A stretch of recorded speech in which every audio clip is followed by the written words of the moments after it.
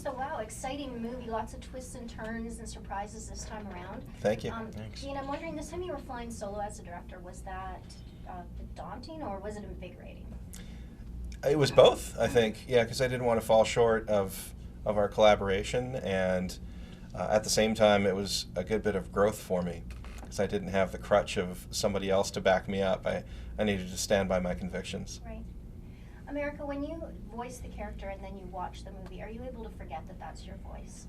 It's quite hard. Yeah, it's very easy for me to watch the other characters, even though I know them and know their voices. They seem so natural and seamless to the animated characters, but it's a weird experience to hear my voice disembodied. It must be, but you know what? It was very convincing. Like, I completely forgot that was you voicing the Oh, thank you. Yeah, you really fit a little blonde girl perfectly. Who knew, right?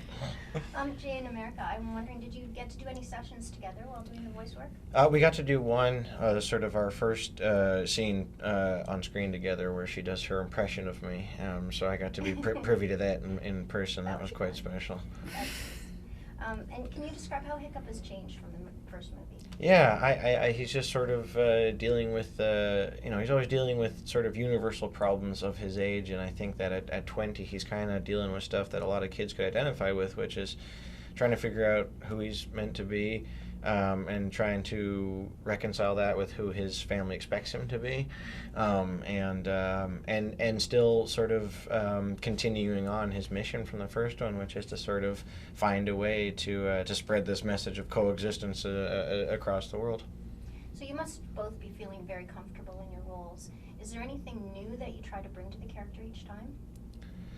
I mean, for me, I just sort of try to focus on keeping it truthful and honest, and I sort of, in terms of arcs and all that sort of thing, I just let him aim me. It's his epic. It's from his heart and his mind. He wrote it and he's directing it. So I always just trust that he'll point me in the right direction. And Dean, was there anything from the first movie that you wanted to make sure to incorporate into the subsequent movies? Oh, absolutely. We wanted to stick with the tone as close as possible. And I think anytime the studio executives were getting nervous that we were going off track and becoming too much of a war movie or too heady or too serious, we'd always remind them that we're also injecting the same balance of fun and humor that the first one had, but hopefully with that daring quality that I would love to be the hallmark of the whole trilogy. It was very exciting. Thank you. Because you record your voices over a long period of time, I'm just wondering, do you get the entire script first, or do you just get sides and record those and then find out more about the film as you go along? I think we both read the whole script first, yeah. And then as we go in, each session sort of focuses in on specific moments and scenes, and we had a whole session that was just devoted to one scene in the film, so but it's a long time to hold the big picture in your mind while you're zooming in. But that's Dean's job, is to hold the space for all of us. Helps you along with that? Mm-hmm. Yeah.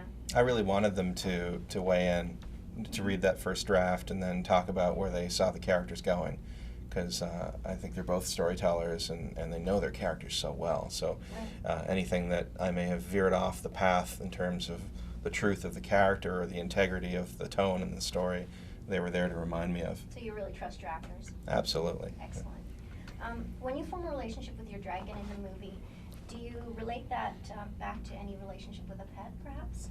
It's impossible not to for me personally. Yeah, I've been sort of projecting my cat Mary Manu upon Toothless for 7 years now. So yeah, exactly. I have two dogs, and actually one dog who unfortunately has passed was a black Great Dane, and she moved and acted just like Toothless. So in the first film, she was my inspiration for interacting with Toothless. Yeah, they're so sweet, those dragons.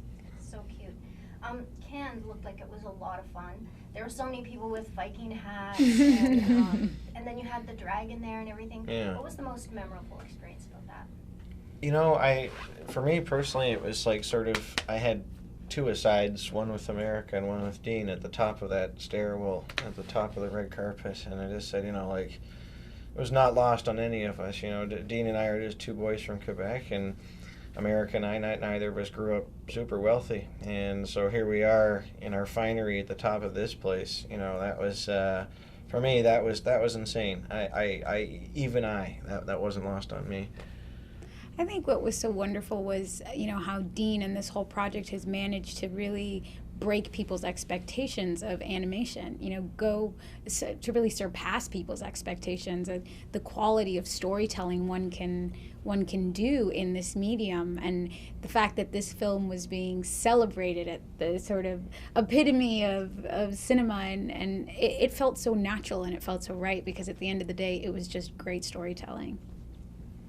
Yeah, I think for me, when the credits started to roll and the spotlight dropped on us, and Jeffrey Katzenberg, who was sitting next to me, said, "Get up, get up!" And we stood there for a 5 to 7 minute standing ovation, and it was crazy. They just offered us so much love in the wake of that, and we were just hugging everybody, and it felt like very celebratory and really, really gratifying, especially in that crowd, because they're such serious moviegoers. Okay, and one last question. What's coming up next for each of you? Well, I'm about to start the script for the third installation of the trilogy, and that is going to be a task that will take me till probably 2017. Wow, okay. I've been producing both in TV and in film, some film projects and television projects. Nice. Just right now working on writing the sequel to Goon. So Okay, yeah, okay, excellent. fun, good. Okay, thank you very much. Thank you. Thank you. Thanks.